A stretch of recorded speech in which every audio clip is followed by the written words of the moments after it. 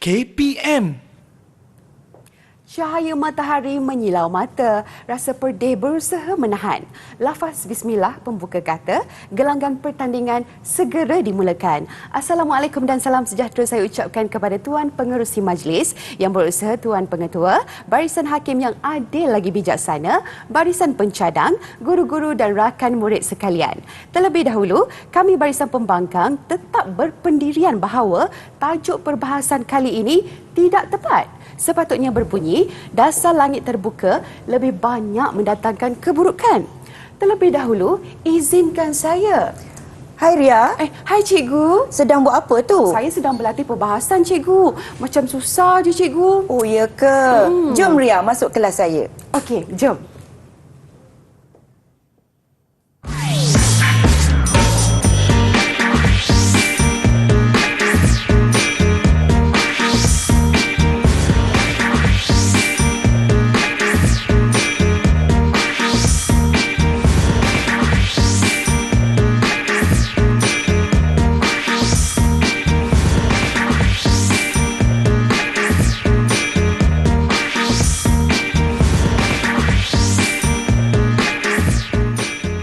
Hai, Assalamualaikum. Anda sudah menyaksikan Didik TV KPM hari ini bersama-sama dengan saya Ria selaku hos anda. Apa khabar murid-murid yang berada di rumah? Didoakan dalam keadaan yang sihat sejahtera insya-Allah. Dan hari ini kita dalam slot menengah atas untuk mata pelajaran Bahasa Melayu tingkatan 5 bagi petah bicara tantun. Dan untuk itu saya ingin menjemput guru kita pada hari ini, Cikgu Hasfariza. Assalamualaikum Cikgu. Waalaikumsalam. Apa khabar ya? Khabar baik. Cikgu apa khabar? Alhamdulillah sihat Ria. Okey Cikgu, kalau ikut gimmick kita pada hari ini, adakah ada kaitan dengan kita punya sesi pembelajaran pada hari ini Cikgu? Pasti ada Ria. Sebenarnya tajuk kita pada hari ini ialah petah bicara, spontan dan juga santun. Maknanya murid perlu berbicara secara spontan. Maksudnya bila dia dapat sesuatu maklumat tu Ria, dia perlu beri respon secara spontan. Tapi dalam masa yang sama, masih lagi mementingkan aspek kesantunan berbahasa. Sebab tu saya kata apa yang Ria tunjukkan tadi tu dalam aktiviti perbahasan tu, sebenarnya aktiviti tu adalah salah satu tajuk yang terkandung dalam mata pelajaran kita pada hari ini, insya-Allah. Okey, baik, itulah sedikit pendahuluan daripada cikgu dan kita nak berkenalan dahulu dengan murid-murid yang akan bersama-sama dengan kita pada hari ini di Google Meet Cikgu. Okey, daripada sekolah menengah kebangsaan Kampung Soeharto. Okey, kita boleh saksikan murid-murid. Kita ada Muhammad Nabil, Muhammad Firdaus. Boleh lambai? Okey, ada Nur Hanani Rosli. Lambai sikit. Okey, ada Nur Syafina Nordin. Dan juga Muhammad Nasrul Haziq Abdul Karim. Okey, nampak ceria murid-murid kita pada hari ini Cikgu. Ya, dan sedang cuti sekolah kan Ria? Ya, betul. Dan saya pasti mereka juga sudah tidak sabar memulakan sesi pembelajaran hari ini. Silakan Cikgu. Baik, terima kasih Ria. Baiklah, untuk sesi pembelajaran pada hari ini, standard kandungan yang dipilih ialah mendengar, mengenal dan menyebut perkataan. Ya, perkataan, rangkai kata, istilah dan ungkapan serta intonasi ayat dalam pelbagai ujaran. Itu adalah standard kandungannya. Seterusnya kita beralih kepada standard pembelajaran yang menjadi fokus tajuk pengajaran pada hari ini ialah 1.1.1 iaitu mendengar, mengenal, menyebut dan mengenal pasti perbezaan makna dan fungsi perkataan, rangkai kata, istilah dan ungkapan dalam pelbagai jenis komunikasi lisan dengan jelas dan betul. Dan untuk hari ini, murid-murid sekalian, saya akan fokuskan kepada satu sahaja, iaitu perbezaan makna dan juga fungsi perkataan. Maksudnya kita tak sentuh menyeluruh lah untuk sesi pada hari ini ya. Okey, seterusnya ini ialah objektif pembelajaran pada hari ini. Objektifnya yang pertama ialah murid dapat mengenal pasti perkataan yang berbeza makna dan juga fungsi berdasarkan bahan yang didengar. Kena faham tu, bahan yang didengar ya, bukannya berdasarkan bacaan. Okey, seterusnya objektif kedua yang kita ingin capai pada hari ini ialah murid dapat berkomunikasi, iaitu secara lisan dengan menggunakan perkataan. Ini yang saya sebut tadi tu. Ya, perkataan yang berbeza makna dan fungsi dalam bentuk komunikasi lisan yang dipilih. Maknanya sini, ya, murid-murid dan juga Ria, kita ada beberapa jenis komunikasi. Baik, ni ada sikit persoalan ni, ya, ada sedikit persoalan. Apakah bentuk komunikasi yang anda tahu? Cuba fikirkan seketika dalam masa 2-3 saat. Baik, komunikasi yang biasanya ada dalam komunikasi lisan ialah kita ada temu ramah, ya, kita ada ceramah, kita ada taklimat dan juga perbahasan. Yang pengacara kita buat tadi tu, ya, tentang perbahasan. Yang di sebelah sini pula merupakan perbualan, penceritaan, penerangan dan juga tunjuk cara. Secara mudahnya, komunikasi lisan ini terbahagi kepada dua, iaitu secara formal, maknanya ada formatnya. Seperti Ria baca, berlatih tentang perbahasan tadi, ada kata-kata aluan, ya, ada penyataan tajuk dan sebagainya.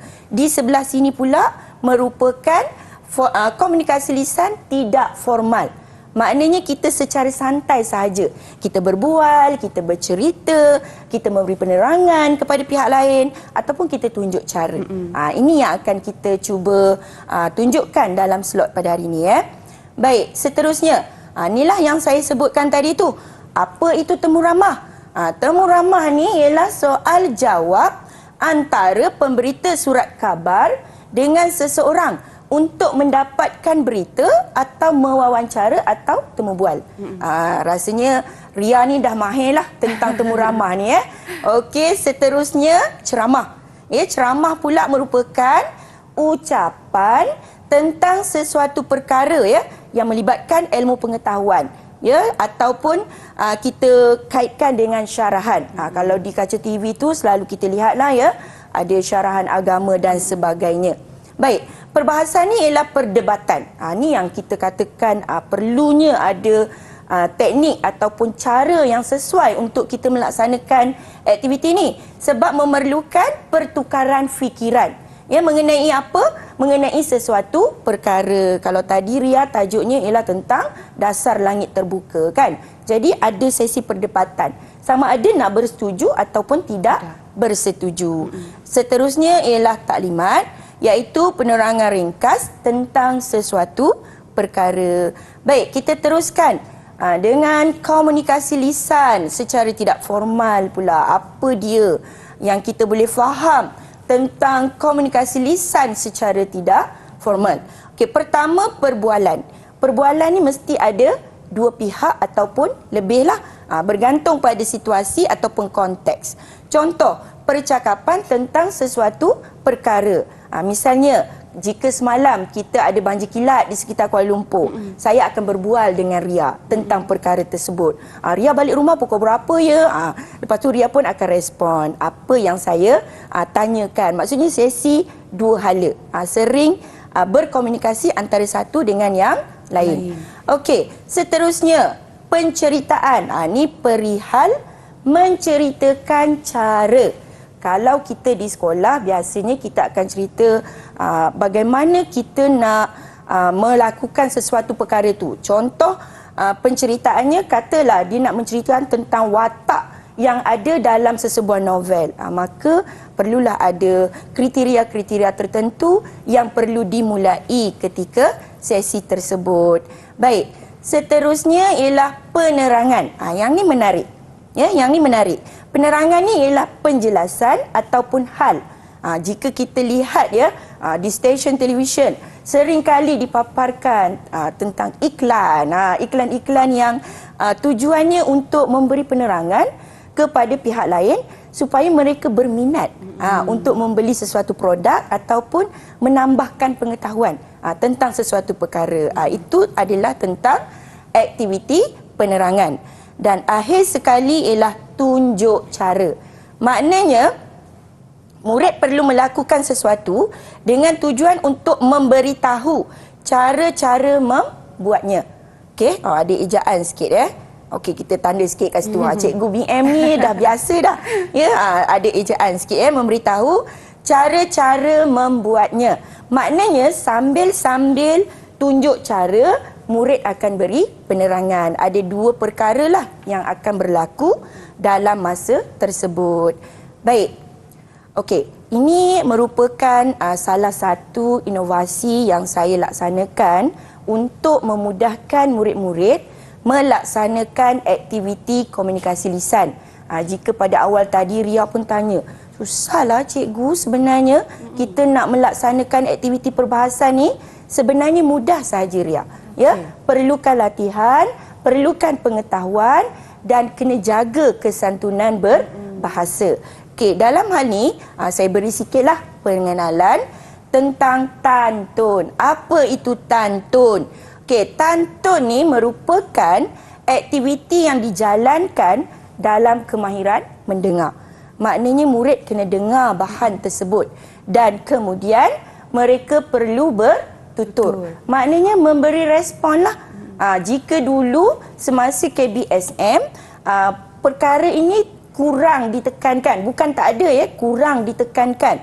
Tetapi dalam pelaksanaan KSSM, aktiviti ini ataupun kemahiran ini sangat-sangat penting. Yang mana kita nak melatih murid, bila dia dengar sesuatu bahan, dia boleh beri respon, iaitu dengan bertutur. Okey, aktiviti ini juga memerlukan murid bertutur secara spontan. Maksudnya selepas diperdengarkan audio ataupun bahan, mereka akan beri respon. Berdasarkan soalan daripada gurulah. Dan seterusnya, mereka perlulah santun. Maksudnya kena susunlah kata-kata. Tak boleh sembarangan ya Ria. Sebabnya kita nak jaga keterampilan berbahasa. Okey, seterusnya tantun ni, sebenarnya tantun ni apa? Akronim daripada perkataan spontan. Maknanya saya ambil akhiran ini. Ya, spontan dan juga santun. Santun. Kita buat akronim akhiran. Ada sikitlah unsur tata bahasanya. Okey, apa tujuannya? Tujuannya adalah untuk melatih murid supaya bertutur secara spontan. Maksudnya dapat je bahan, diteliti bahan tersebut, dia analisis bahan tersebut dan dia akan bertutur secara spontan. Namun masih lagi memelihara kesantunan berbahasa. Sebab itulah wujudnya perkataan spontan dan santun. Okey, seterusnya bahasa Melayu ni sebenarnya kita ada 3 objektif sebenarnya, iaitu kebolehpasaran, kebolehgajian dan juga keterampilan berbahasa. Jadi untuk lengkapkan 3 perkara ini seperti yang dihasratkan, murid perlulah ada inilah kemahiran bertutur. Maksudnya untuk mereka memasuki alam pekerjaan, untuk melanjutkan pelajaran, mereka boleh pasarkan diri mereka. Itu yang sebenarnya yang dihasratkan. Okey, dan pelbagai komunikasi lisan ni lebih kepada aktiviti-aktiviti yang saya terangkan tadi. Okey, seterusnya ini perkara-perkara yang kita perlu beri perhatianlah ketika bertutur ataupun melaksanakan peta bicara spontan dan santun. Yang pertama dari segi sebutan. Sebutan mesti jelas. Kan bila kita menyampaikan sesuatu maklumat, sebutan tu perlu jelas. Dan perlu juga ada intonasi. Sebab tu jika Ria lihat tadi dalam teks perbahasan ada alunan tinggi rendah. Lenggoknya, ada hentian seketika yang perlu kita laksanakan. Okey, ejaan dari segi penyampaian tu, ejaan tu tak ada masalah lah ya. Tetapi untuk fokus pada hari ini, kita ada perkataan yang beza makna dan fungsi. Jadi ada ejaan contoh telur dengan telor. Ejaan tak sama. O dengan U kan. Sebutan yang yang boleh mengelirukan murid. Okey, seterusnya kena jaga aspek tata bahasa dan untuk nampak lebih cantik, santun itu perlulah diterapkan dengan elemen peribahasa. Okey. Baiklah, itulah dia penerangan daripada Cikgu Hasfariza mengenai komunikasi lisan, dan saya pasti murid-murid sudah pun berlatih sebenarnya Cikgu. Okey, untuk secara spontan dan masih lagi menjaga kesantunan bahasa kita. Ya, Okey, kita kembali lagi selepas ini, berehat dahulu sebentar dalam Didik TV KPM.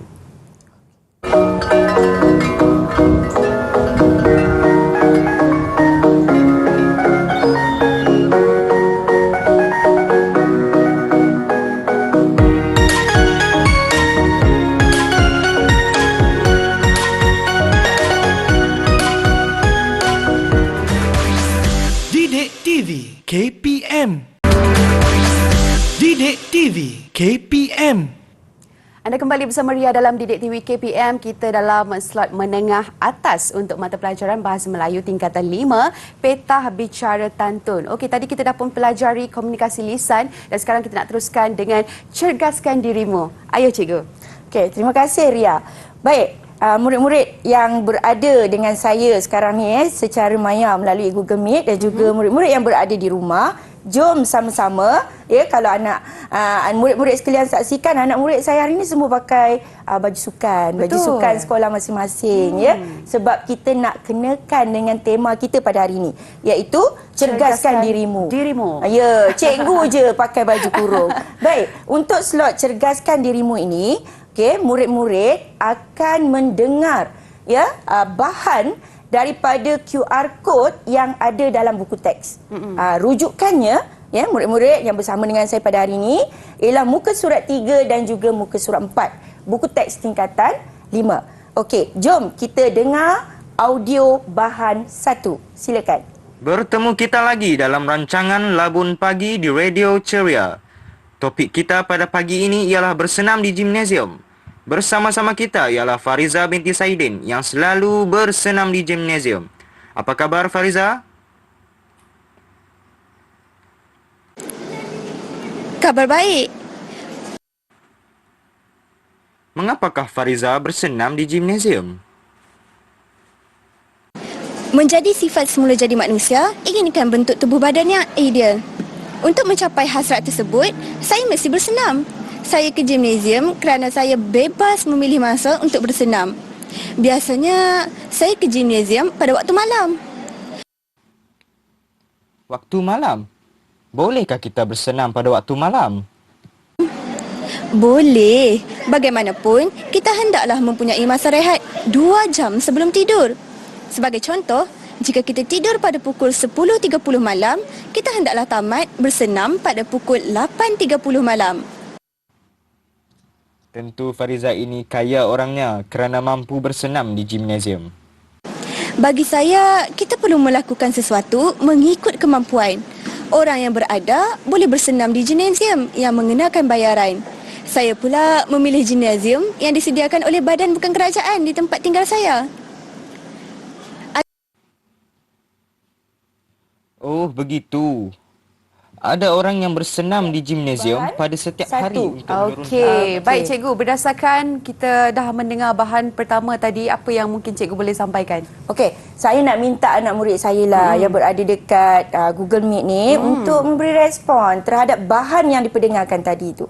Silakan, siapa? Kita tak biar tuju pada siapa. Kita tengok siapa agaknya yang volunteer nak respon terhadap bahan yang didengarkan tadi tu. Mungkin boleh angkat tangan Ya, dan boleh berikan jawapan. Dengan izin angkat tangan.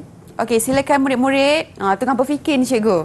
Agaknya belum sampai lagi kot arahannya. Mungkin saya boleh memilihlah Nur Syafina. Safina, agaknya apa ya? Dah bulat mata Safina. Safina, agaknya apa maklumat yang awak dengar tadi tu dalam bahan 1?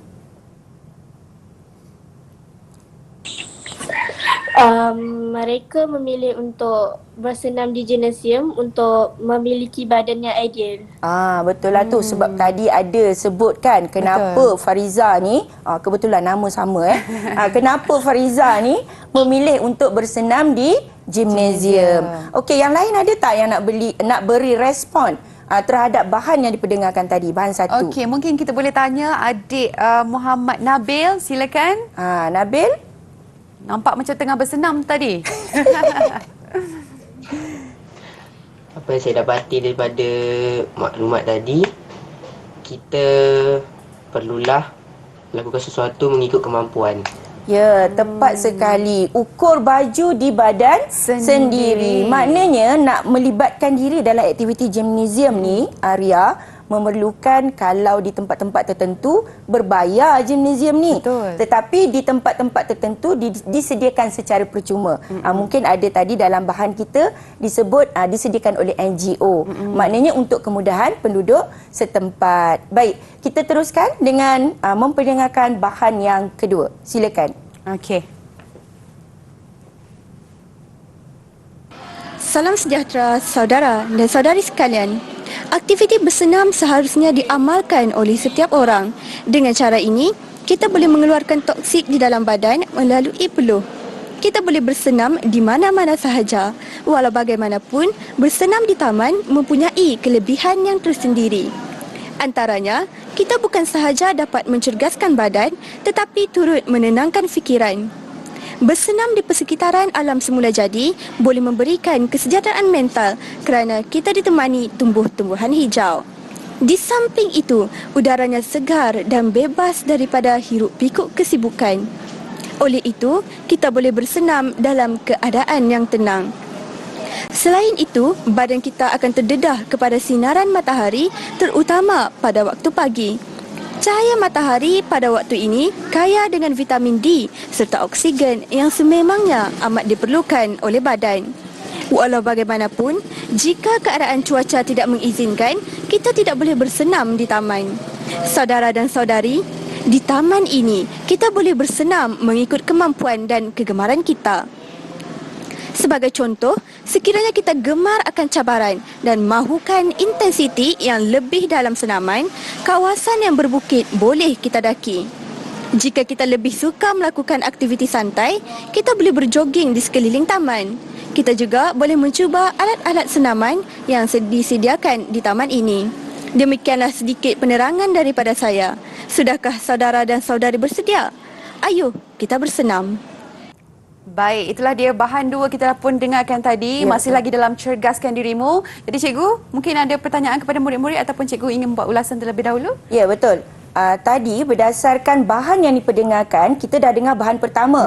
Bahan pertama ialah memilih aktiviti riadah di gimnasium. Betul. Bahan yang kedua ialah di persekitaran alam sekitar, maksudnya di taman dan sebagainya. Jadi saya nak minta respon lagi sekali lah daripada anak murid saya ni. Siapa agaknya nak beri respon tentang bahan dua yang diperdengarkan tadi? Silakan. Mungkin adik Muhammad Nasrul tadi belum lagi memberikan jawapan, ya, cikgu. boleh. Silakan, Dik. Berdasarkan bahan audio tersebut, bersenam di luar, kita dapat menikmati menghirup udara yang segar di luar, pemandangan luar. Kita dapat menikmati keindahan, ya, keindahan alam semula jadi sebab kita laksanakan di kawasan taman ataupun tasik dan sebagainya. Okey, Nasrul dia mengangguk sahaja. Ni sebenarnya bila kemahiran bertutur, ya, anak-anak sekalian atau murid-murid, kena ingat, ya, kita kena aktif. Kena aktif bertutur, tak boleh bersetuju dengan pandangan orang lain. Betul. Kan? Okey, tak apa, ni baru permulaan. Hanani ada nak tambah tak? Okey. Hanani mungkin boleh berikan jawapan untuk sikit bahan respon dua tadi. tentang bahan dua. Bersenam selain bersenam di gimnasium, bersenam di luar juga dapat memberikan pencapaian apa yang kita mahu. Maknanya bersenam tu tak adalah nak tetap sangat kan kat gimnasium je. Maknanya kat luar pun kita boleh bersenam juga. Okey, secara mudahnya pilihan. Ada pilihan. Maksudnya nak bersenam ni boleh dilaksanakan sama ada di gimnasium ataupun di luar. Mana-mana satu yang sesuai lah. Okey, baik. Dan mungkin cikgu boleh berikan markah kepada murid-murid yang dapat menjawab soalan tadi, cikgu. Berapa markah agaknya? Kalaulah kita nak beri markah kan, Ria, ni baru suam-suam kuku ni. Sebab mereka ni belum lagi diperkenalkan dengan aktiviti spontan dan juga santun kan. Sepatutnya aktiviti spontan dan santun ni nak cantiknya lah kan. Okey, kita kena aplikasikan beberapa perkataan supaya penyampaian kita ataupun jawapan yang kita berikan kepada guru kita tu nampak cantik dan tersusun. Kalau lihat tadi anak murid saya terus dia jawab soalan. Betul. Berdasarkan bahan, bagi jawapan yang pendek. Dia ada pendahuluan dia. Ya, cantiknya. Terima kasih cikgu. Kalau nak santunnya kan, terima kasih cikgu. Sungguh bernas soalan yang dikemukakan. Okey, baiklah. Kita pun dah kesuntukan masa. Saya nak anak murid saya, pertama sekali aktivitinya ialah kena kenal pasti perkataan yang fungsinya berbeza. Okey. Dari segi makna dan juga fungsi. Siapa nak beri dulu? Saya tak nak banyak, 2-3 patah perkataan pun okey dah. Okey, kiranya silakan. tadi cikgu berkata bahawa ayat yang mempunyai soalannya tadi cikgu. Perkataan yang mempunyai pelbagai makna dan fungsi. Alright. Saya Okey. contohkan lah macam ni lah. Takut anak murid tak faham kan. Perkataan misalnya alamat. Okey. Alamat ni ada 2 maksud. Alamat yang pertama, alamat tempat tinggal kita lah. Betul. Alamat yang kedua maksudnya ialah petanda. Jadi perkataan tu sama. Tapi makna berbeza, fungsi pun berbeza. Betul. Okey, silakan anak murid saya. Siapa yang nak Okey. mulakan? Mungkin boleh angkat tangan. Lepas tu berikan cikgu perkataan. Ya, perkataan yang dikenal pasti daripada bahan 1 dan juga bahan 2. Cepat, Silakan aktif murid-murid, lah. kena aktif sikit. Aktif, cerdaskan dirimu Okey, kan. Nasrul. Nasrul, sila Nasrul. Perkataan yang saya temui berdasarkan bahan tersebut ialah perkataan mengizinkan.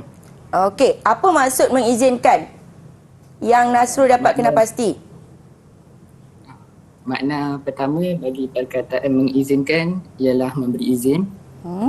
Manakala makna kedua bagi perkataan mengizinkan ialah menyetujui. Menyetujui. Maknanya murid-murid yang berada di rumah boleh buat rujukan melalui pusat rujukan persuratan Melayu. Maknanya hanya menggunakan telefon bimbit saja. Mudah sekarang ni ya Ria. Dan selepas ni pun kita akan PDPR kan. Jadi rujukan kamus ini sangat membantu. Maknanya anak-anak boleh isi perkataan di sini, tekan cari. Kemudian dia akan beri maklumat lah. Okey, seterusnya perkataan yang kedua, silakan. Okey. Silakan Safina.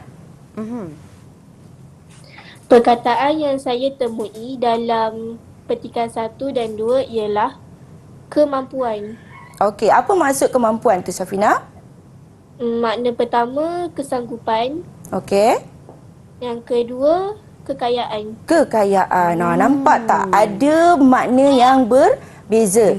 Baik, kita nak kena teruskan dengan aktiviti yang berikutnya ni. Saya nak minta seorang daripada anak murid saya buat satu aktiviti komunikasi lisan yang saya senaraikan banyak tadi tu Ria. Betul. Okey, saya nak aktiviti tunjuk cara.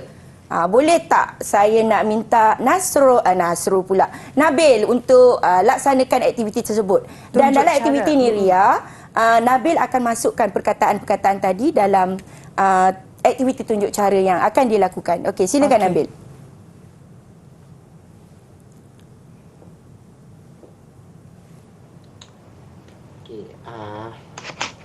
Assalamualaikum dan selamat sejahtera. Assalamualaikum warahmatullahi. Okey. Pada hari ini saya akan menerangkan cara-cara menggunakan dumbbell. Menggunakan dumbbell. Okey. Nampak tunjuk Nampak, silakan. Silakan Nabil. Okey. Bagus. Okey. Apakah itu dumbbell? Okey. Dumbbell ialah salah satu alat senaman yang ada di gimnasium. Seperti yang saya pegang ni. Langkah-langkah penggunaan dumbbell adalah yang pertama, senaman menggunakan dumbbell boleh dilakukan secara berdiri atau duduk. Yang kedua, pegang dumbbell pada posisi tapak tangan menghadap ke hadapan seperti ini. Kita luruskan tangan lah. Okey, yang ketiga, mulakan gerakan dengan posisi tangan lurus dan gerakkan sehingga ke bahagian dada. Macam ni. Okey, yang terakhir, lakukan sebanyak 10 sehingga 15 kali. Buat sehingga 2-3 set dan rehat 60 hingga 90 saat untuk setiap set. Dah selesai Nabil? Nabil pun tak ada penutup juga tu. Maknanya kita masih lagi belum mengaplikasikan aktiviti peta bicara spontan dan juga santun. Sepatutnya Nabil bercakap itu sahaja tunjuk cara tentang penggunaan dumbbell ketika berada di gimnasium ataupun di rumah. Tapi satu usaha yang sangat baik, Ria.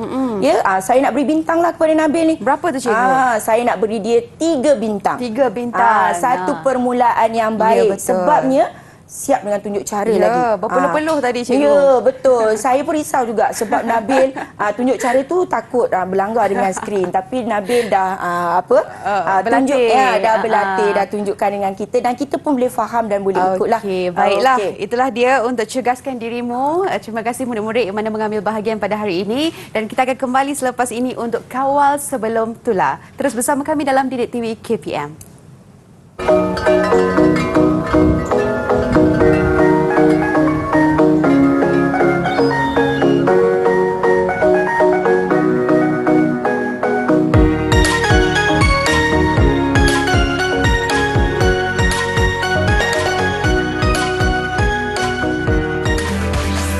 Didik TV KPM.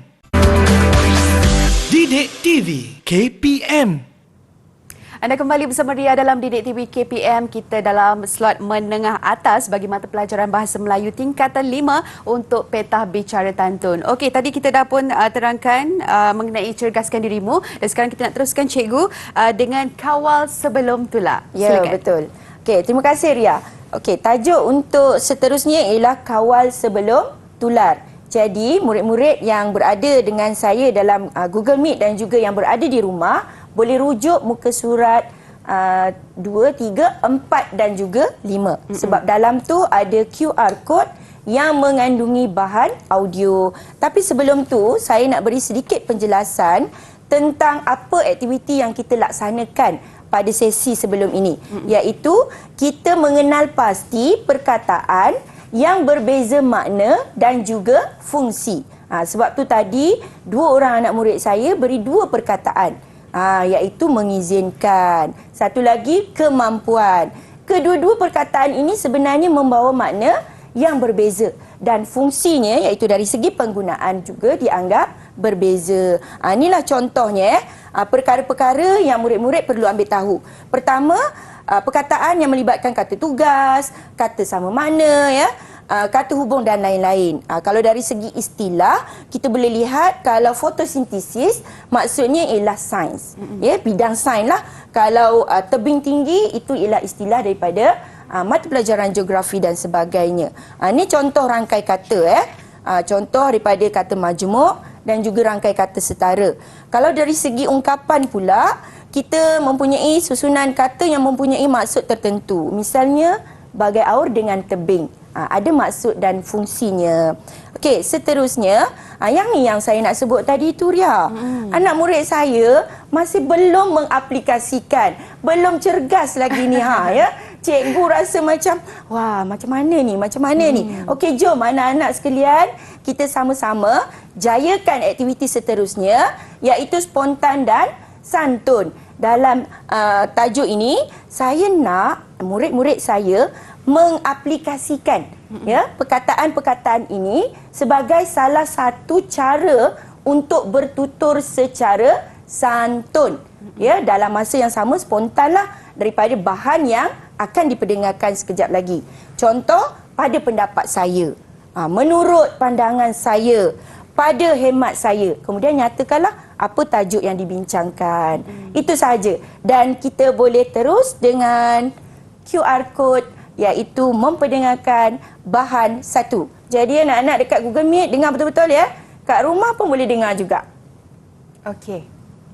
Ayuh kita dengarkan. Wabak denggi yang mengancam kawasan Gunung Keriang di Kedah Berjaya dikawal sejak aktiviti pencegahan serta kawalan dilaksanakan Jabatan Kesihatan Negeri. Aktiviti tersebut segera dilaksanakan di zon terlibat sejak kes pertama dikesan. Menurut pengarahnya, Dr. Muhammad Fikri Ujang, antara tindakan kawalan yang dilaksanakan adalah samburan kabus, menghapuskan tempat pembiakan nyamuk Aedes dan pendidikan kesihatan kepada penduduk di kawasan terlibat. Selain itu, pemeriksaan ke atas 176 premis turut dilaksanakan dengan 14 kes di kompaun mengikut Akta Pemusnahan Serangga Pembawa Penyakit 1975 kerana terdapat nyamuk Aedes di premis mereka. Kawasan Gunung Kriang diisytiharkan sebagai zon wabak denggi kerana mencatatkan 11 kes sejak 20 Mei. Sehingga sekarang tidak berlaku kes kematian melibatkan denggi di Kedah. Baik, kita dah mendengarkan bahan satu tadi untuk QR code buku teks kawal sebelum tular. Benda ni ada dalam buku teks je, cikgu? Ya, betul ya. Okey, maknanya murid memang tak ada masalah lah untuk mengakses maklumat ini. Okey, baik. Dan mungkin ada soalan cikgu nak ajukan kepada murid-murid kita yang cergas hari ini pastinya? Okey, dah mula senyum dah tu, baru nak panaskan badan ya. Baik, dalam bahan satu ni, saya nak minta siapa yang boleh beri respon untuk maklumat bahan satu tentang apa sebenarnya? Angkat tangan cepat-cepat. Kena bersedia, kena cergas. Siapakah gerangannya? Boleh kita tengok?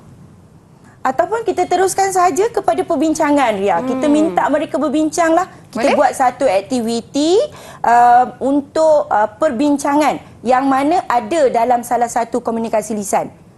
Boleh tak? Bersedia tak anak-anak murid saya dari SMK Kampung Suharto? Okey, angkat bersedia. Okey, dah bersedia. Okey, kita mulakanlah dengan aktiviti yang pertama.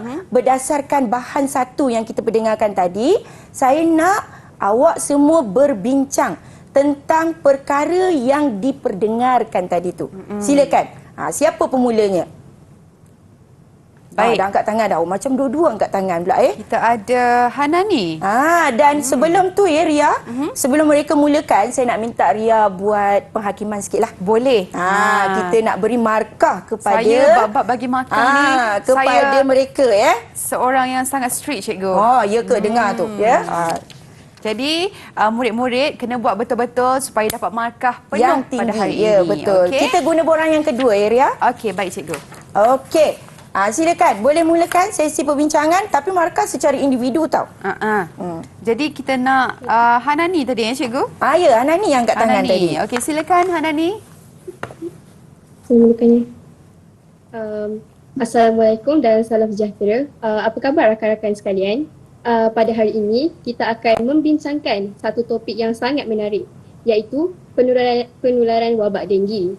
Denggi merupakan penyakit bawaan nyamuk yang disebabkan oleh virus denggi.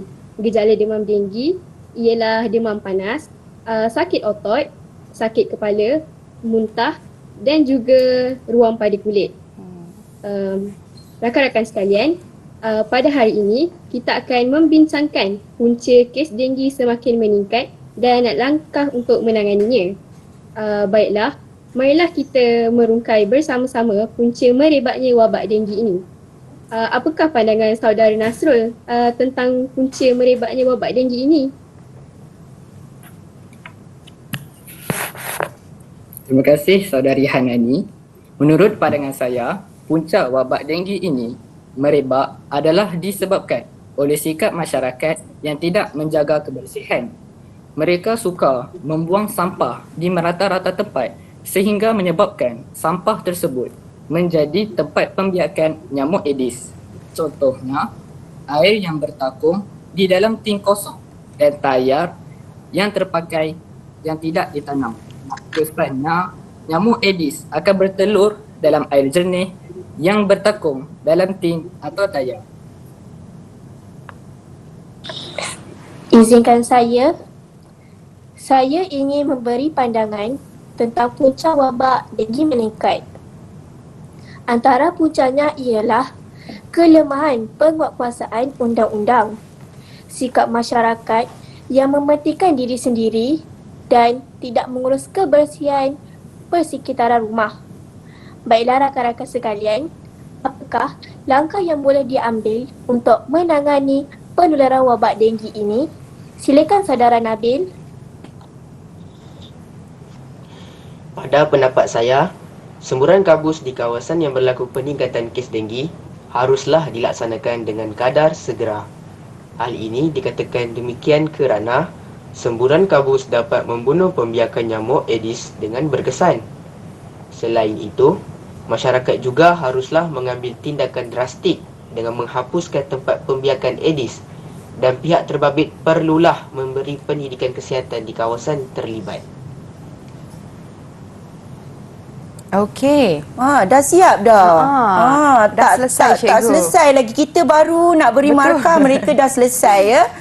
Tak ada pun sekian terima kasih. Manalah spontan dengan santun tu. Terlupa agaknya ya. Ya. Tapi yang saya nampak lah ya, ketika pelaksanaan perbincangan tadi tu, murid saya dah mula mengaplikasikan unsur-unsur kesantunan berbahasa itu. Betul. Kalau Ria perasan dia ada sebut apa? Menurut pandangan saya. Bila dia nak mencela dia minta izin. Izinkan saya. Izinkan saya. Tapi macam tergantung juga tu.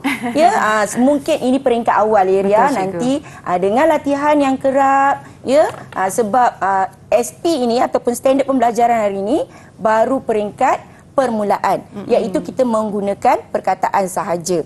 Okey, tahniah. Ria, ada markah dah ke? Saya tengah menulis, cikgu. Mungkin cikgu boleh kongsikan markah dahulu. Baik, boleh. Untuk markah anak murid saya pada hari ini, jumlahnya adalah 100 ya. Penilaiannya saya lihat kepada idea.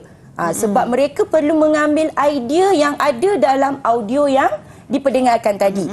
Kemudian dari segi sebutan ya, intonasi, tata bahasa dan kesemuanya ini berjumlah 100. Dan untuk ini saya berikan markah yang paling tinggi lah ni paling tinggi kepada Nasrul. Sebab saya suka Nasrul nampak bersahaja. Nak tahu tak jumlah markah dia berapa ni Nasrul? Berapa, cikgu? Saya beri 85. Wah. Agak baiklah ya. Agak baik. Satu usaha yang baik. Okey, seterusnya saya juga beri markah tempat kedua lah ya. Tempat kedua lah ya. Saya beri kepada Nani. Nani ya. Suka panggil nama manja lah. Nani ya. Iaitu 82 markah. Ya, seterusnya Nana. Nana pula kan. Okey, Nana pula saya beri markah 80. Berkongsi tempat yang sama dengan Nabil. Okey. Kalau Ria pula bagaimana? Saya sedikit saja perbezaannya dengan cikgu. Yang pertama saya berikan kepada Nani. Nani. Okey. Yang keduanya saya berikan kepada adik Nasrul. Dan berkongsi jumlah markah yang sama. Kita ada Nabil dan juga Nana. Samalah tu. Maknanya kalau dari segi penghakiman kan, nampak markah tu valid lah. Betul, kan? cikgu. Dan tahniahlah kepada anak murid saya kerana dapat membincangkan berdasarkan bahan satu yang kita perdengarkan tadi, iaitu tentang wabak denggi. Salah satu penyakit yang mengancam nyawa masyarakat kita pada hari ini. Okey, baik cikgu, kita nak teruskan lagi? Kita ada masa lagi ke Ria? Ada lagi cikgu. Boleh. Boleh lagi ya. Satu lagi untuk bahan yang kedua, satu cikgu. lagi. Okey, bahan yang kedua. Silakan. Okey, jom kita dengarkan.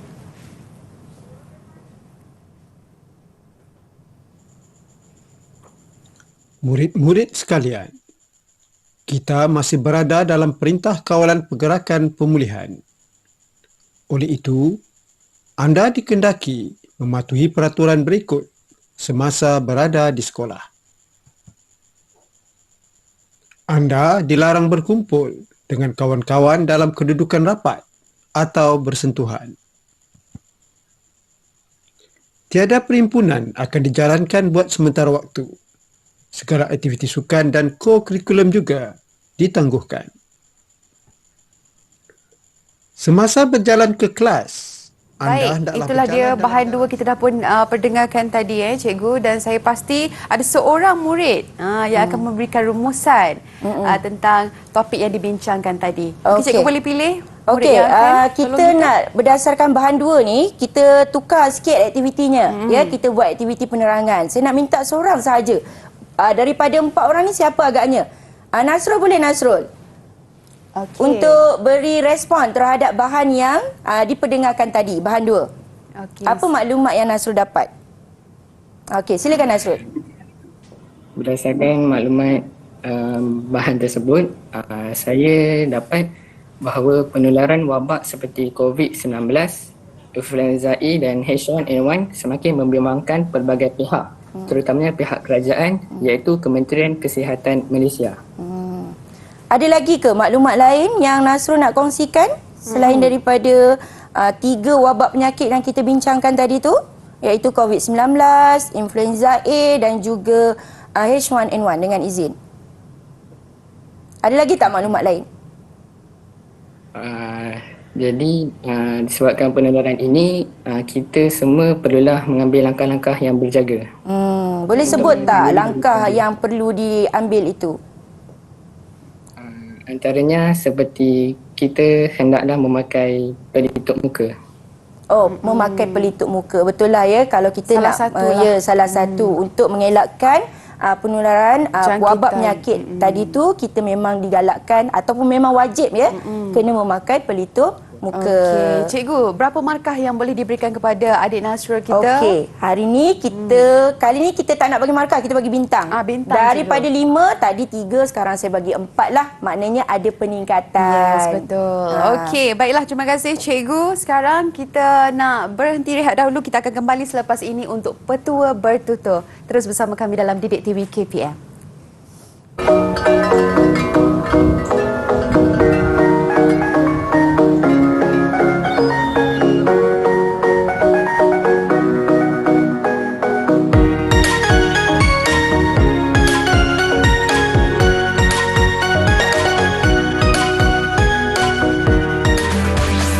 Didik TV KPM. Didik TV KPM. Anda kembali bersama Ria dalam Didik TV KPM. Kita dalam slot menengah atas untuk mata pelajaran Bahasa Melayu tingkatan 5, Petah Bicara Tantun. Baik, Ria masih lagi bersama-sama dengan Cikgu Has Fariza. Kita nak teruskan pula cikgu dengan Petua Bertutur. Okey, terima kasih Ria. Baik, kita dah pun melaksanakan beberapa aktiviti sebenarnya tadi ya. Ria pun dah saksikan. Pertama, kita buat aktiviti tunjuk cara yang dilakukan oleh Nabil. Nabil tunjuk bagaimana menggunakan dumbbell kan.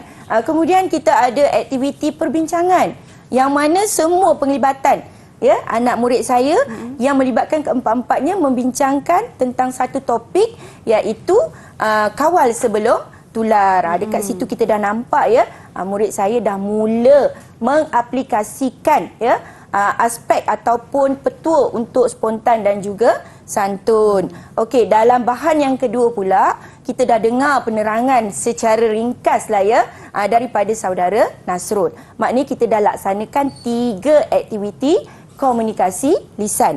Sekarang ni Ria tanya bagaimana petuanya. Kan? Petuanya yang pertama, bila kita nak memulakan sesuatu perkara iaitu untuk bertutur, kita perlu pelihara tutur kata kita tu.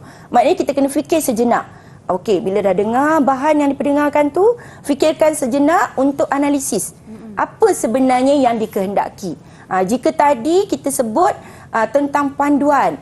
Panduan apa? Panduan untuk mencegah penyebaran wabak penyakit seperti COVID-19, influenza A dan juga H1N1 tadi kan. Jadi kita cari kata kunci tu, kemudian kita susun kata-kata kita. Misalnya, mulalah dengan sapaan salam. Salam sejahtera kan. Pada hari ini, bagi sedikit intro. Pada hari ini, saya akan memberikan panduan. Panduan untuk mengelakkan penyakit berjangkit. Berilah apa dia tadi? Memakai pelitup muka dan sebagainya. Dan satu perkara yang penting bila kita nak buat aktiviti spontan dan santun ni ialah kita perlu ada ilmu pengetahuan dia. Okey. Kalau tak ada ilmu pengetahuan, ayat mudahnya tak boleh goreng lah. Kan tak ada idea nak memulakan perkara tersebut. Jadi pendengaran kita perlu peka. Perlu dengar betul-betul, catat apa kata kunci, apa perkara penting dalam bahan yang diperdengarkan. Sebabnya salah satu yang diuji dalam SPM ialah kemahiran mendengar. Ketika kertas 4. Jadi semuanya aplikasilah. Kita berlatih dari sekarang. Okey, seterusnya kena ada keyakinan diri. Contoh, Ria sendiri kan, sebagai pengacara, bila menyampaikan senyum kan, kena tunjukkan keyakinan ya. Sebutan perlu jelas. Kosakata tu mesti tepat dengan situasi yang kita sedang alami dan sebagainya. Itu petua secara ringkasnya lah. Okey, seterusnya yang ni yang saya dapatlah ya, yang saya dapat rumuskan tentang aktiviti peta bicara tantun. Untuk saya dapat apa? Mengenal pasti kekuatan dan kelemahan murid dalam pembelajaran pada hari ini. Sebabnya, aktiviti ataupun kemahiran bertutur ini agak sukar. Agak sukar ya, dan agak mencabar. Namun, ya, dari semasa ke semasa, sebab tu kita laksanakan PBD. Kita nak lihat apa kelemahan dan kekuatan anak murid kita supaya dapat buat intervensi. Okey, seterusnya saya dapat mengesan perkembangan murid. Allah. Yang ni mengesan perkembangan murid secara menyeluruh. Jika di peringkat awal tadi mereka macam segan silu sikit. Ya, segan silu sebab ni perkara baru yang baru sahaja dipelajari. Ya, mereka rasa macam bagaimana ya nak menyesuaikan dengan kehendak ataupun objektif cikgu ni. Tapi kita nampak ada sedikit perkembangan, ada unsur majulah. Okey, seterusnya untuk saya dapat merancang ataupun mengubah suai kaedah pengajaran. Mungkin kita boleh pilih aktiviti-aktiviti yang lain seperti ceramah, ya, perbahasan, forum dan sebagainya. Okey, mengetahui keberkesanan pengajaran. Lepas tu saya buat tindakan susulan. Ria, saya nak minta pandangan daripada anak murid saya. Boleh, lah. cikgu. Hari ni kita dah pun melaksanakan slot peta bicara, spontan dan santun. Boleh tak rumusan daripada anak murid saya? Siapa agaknya yang nak beri respon? Boleh angkat tangan. Boleh angkat tangan. Okey, Nasrul. Kalau setiap orang lagi bagus kan, Ria? Betul. Okey, silakan. Okay, silakan Nasrul. Terima kasih. Rumusan yang saya dapat buat berdasarkan pembelajaran kita pada hari ini ialah saya dapat mempelajari cara komunikasi lisan secara spontan dan santun dengan menggunakan perkataan yang bersesuaian. Okey. Seterusnya ada lagi ke? Mungkin kita boleh tanya. Hanani, silakan Hanani. Berdasarkan pembelajaran sebentar tadi, saya dapat mengenal pasti perkataan yang mempunyai banyak makna, maknanya lebih daripada satu, dan cara untuk menggunakannya bersesuaian dengan keadaan ayat tersebut. Keadaan. Kalau keadaan tu Nani lebih tepatnya kita sebut situasi ataupun konteks ayat. Ya, tak apa. Kita belajar, proses belajar. Okey, ada lagi ke yang nak beri respon? Okey, dan mungkin tu yang terakhir, cikgu. Yang terakhir kita masa pada hari ini, dan mungkin selepas ini murid-murid di rumah juga ingin membuat latihan pengukuhan. Di manakah sumbernya kita boleh dapatkan, cikgu? Okey, untuk tindakan susulan ya, murid-murid di Google Meet dan juga di rumah. Okey, sebenarnya aktiviti yang saya jalankan pada hari ini ialah belajar cara belajar. Maknanya kita contohkan daripada audio yang diperdengarkan tadi, kemudian mereka macam meniru semula lah. Maksudnya mempelajari sesuatu daripada audio yang diperdengarkan tadi. Dan untuk dapat rujukan tambahan bagi slot ini, murid-murid boleh rujuk dalam sumberku. Ini yang disediakan oleh pihak KPM lah ya. Dan akhir sekali ialah elemen merentas kurikulum yang saya terapkan pada sesi ini ialah bahasa dan nilai murni. Maknanya kita tetap juga memelihara kesantunan berbahasa dan kita nak ketika kita bertutur tu kita ada tingkah laku yang baiklah supaya dapat menawan dan juga menarik perhatian pendengar. Itu saja, Ria. InsyaAllah. Dan saya pasti murid-murid di rumah juga boleh aplikasikan untuk kita bertutur secara spontan, cikgu, dan masih lagi menjaga kesantunan bahasa. Itu yang paling utama. Kita jumpa lagi untuk episod akan datang. Terus bersama kami dalam Didik TV KPM. Assalamualaikum. Assalamualaikum dan salam sejahtera. Pada hari ini saya ingin memberikan tunjuk cara tentang sukan cimrama. Dalam meniti arus kemodenan ini, sukan cimrama semakin dikenali di mata dunia kerana keistimewaan dan keunikannya. Namun, apakah sebenarnya yang dimaksudkan sebagai cimrama? Cimrama merupakan sejenis sukan yang menggabungkan beberapa unsur, iaitu muzik, gimnastik, ballet dan radas.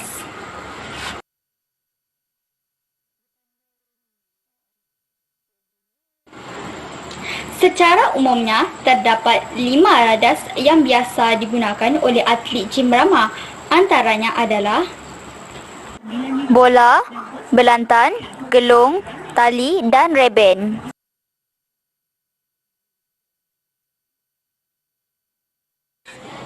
Terdapat beberapa jenis pergerakan dalam gym rama.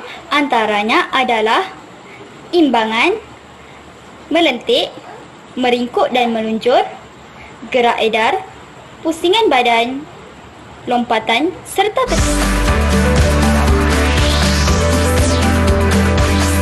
Didik TV KPM